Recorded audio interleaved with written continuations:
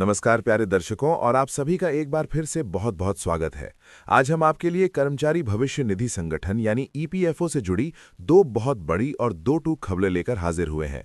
अगर आप पेंशनर हैं या फिर पीएफ खाता धारक तो ये वीडियो आपके लिए बेहद अहम है। देश भर में करोड़ों पेंशनर्स की लंबे समय से जो मांग चली आ रही थी, उस पर अब सरकार ने मुहर लगाने का रास्ता साफ कर दिया है। जी हाँ, ये कोई अफवाह नहीं है। सुप्रीम कोर्ट के ऐतिहासिक फैसले के बाद अब ईपीएफओ ने पेंशन राशि को लेकर जो असमंजस की स्थिति थी, उसे दूर कर दिया है। आज हम बात करेंगे उस ब्रेकिंग न्यूज की जिसमें करोड़ों पेंशनर्स की पेंशन में भारी उछाल आने के आसार बन गए हैं। कैसे 7500 न्यूनतम पेंशन का रास्ता लगभग पूरी तरह से साफ हो गया है। इसके साथ ही जो लोग अभी नौकरी में हैं और हर महीने पीएफ में पैसा जमा कर रहे हैं, उनके लिए भी एक सुनहरी खबर है। ईपीएफओ जल्द ही ब्याज दरों पर बड़ा ऐलान करने वाला है। 11 दिनों के अंदर यानी 2 मार्च को होने वाली अहम बैठक में तय होगा कि आपके पीएफ खाते पर कितना ब्याज मिलेगा।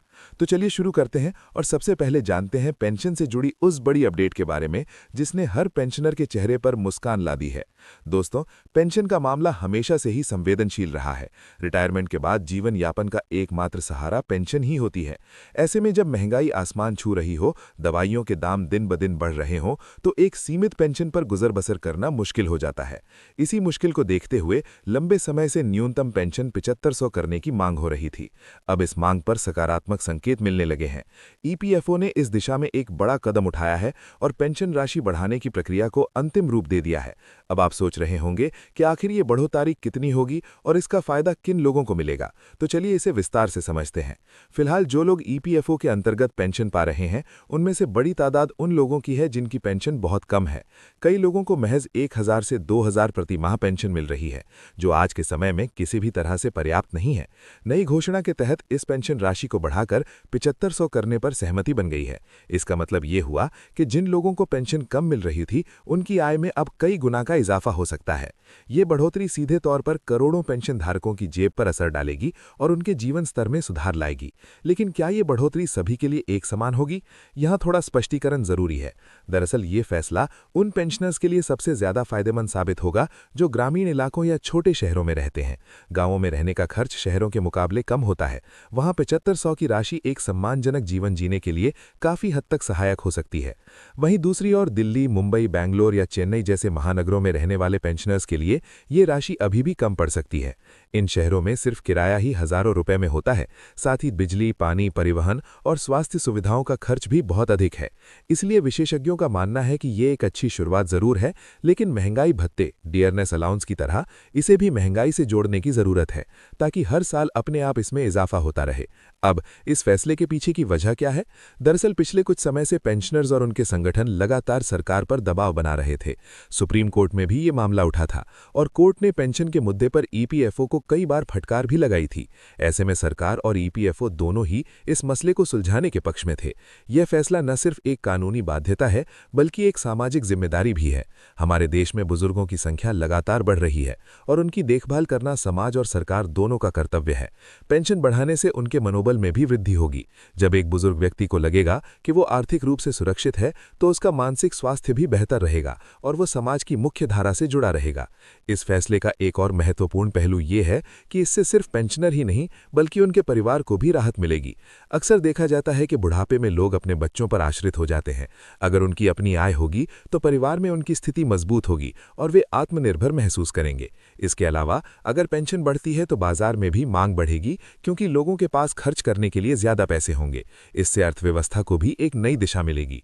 हालांकि अभी भी कुछ चुनौतियां बरकरार हैं। सबसे बड़ी चुनौती ये सुनिश्चित करना है कि ये लाभ हर पेंशनर तक समान रूप से पहुंचे।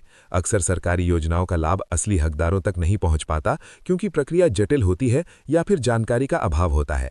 ऐसे में जरूरी है कि ईपीएफओ इस बढ़ोतरी को लागू करने के लिए एक सरल और पारदर्शी प्रणाली विकसित करे। साथ ही जो पेंशनर अभी भी पुरानी व्यवस्था में फंसे हुए हैं, उन्हें इस नई व्यवस्था में शामिल करने के लिए एक विशेष अभियान चलाना चाहिए। विशेषज्ञों का यह भी कहना है कि पेंशन के साथ साथ अगर स्वास्थ्य सेवाओं को भी मुफ्त या रियायती दरों पर उपलब्ध कराया जाए तो ये कदम और भी असरदार हो जाएगा। बुजुर्ग लोगों के लिए सबसे बड़ा खर्च इलाज का ही होता है। अगर सरकार आयुष्मान भारत योजना की तर्ज पर एक विशेष स्वास्थ्य बीमा योजना पेंशनर्स के लिए लेकर आए तो उन्हें बड़ी राहत मिलेगी। साथ ही बुजुर्गों के लिए रियायती आवास की भी व्यवस्था होनी चाहिए, खासकर शहरी इलाकों में। इस पूरे घटनाक्रम को देखते हुए हम कह सकते हैं कि ईपीएफओ का 7500 पेंशन बढ़ाने का फैसला एक क्रांतिकारी कदम है। ये न सिर्फ पेंशनर्स के प्रति सरकार की संवेदनशीलता को दर्शाता है, बल्कि एक जिम्मेदार प्रशासन की भी मिसाल पेश करता है। उम्मीद है कि जल्द ही इस फैसले को अधिसूचित कर दिया जाएगा और पेंशनर्स के खाते में बढ़ी हुई राशि आनी शुरू हो जाएगी। लेकिन यहीं पर खबर खत्म नहीं होती। अब बारी है उन लोगों की जो अभी नौकरी में हैं और अपने भविष्य के लिए पीएफ में पैसा जमा कर रहे हैं। उनके लिए भी एक बड़ी अपडेट आ चुकी है।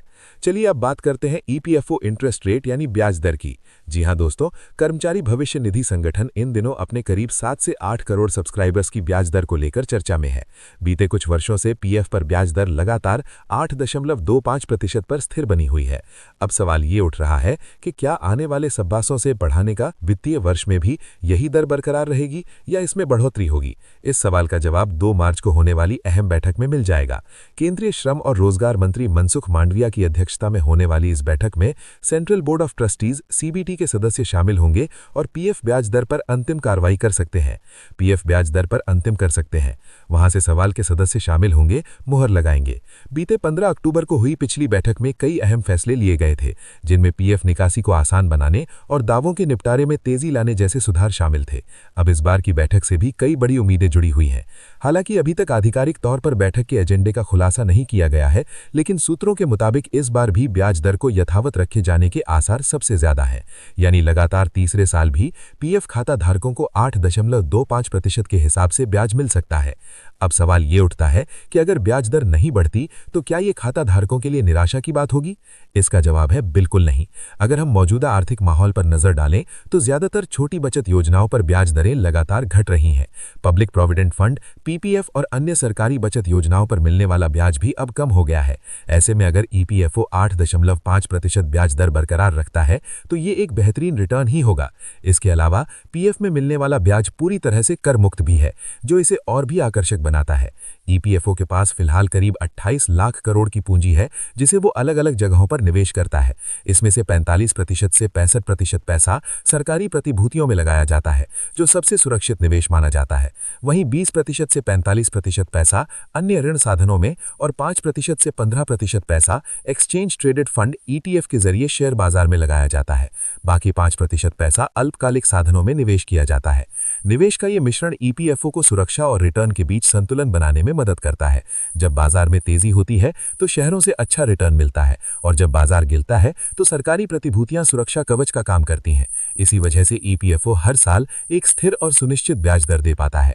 रिपोर्ट्स की माने तो इस बार भी ईपीएफओ के पास 8.25% ब्याज देने के लिए पर्याप्त अधिशेष मौजूद है, यानी फाइनेंशियल ईयर 2026 के लिए भी ये दर बरकरार रह सकती है। हालांकि एक्सपर्ट्स का मानना है कि आने वाले समय में ईपीएफओ को निवेश के नए रास्ते तलाशने पड़ सकते हैं।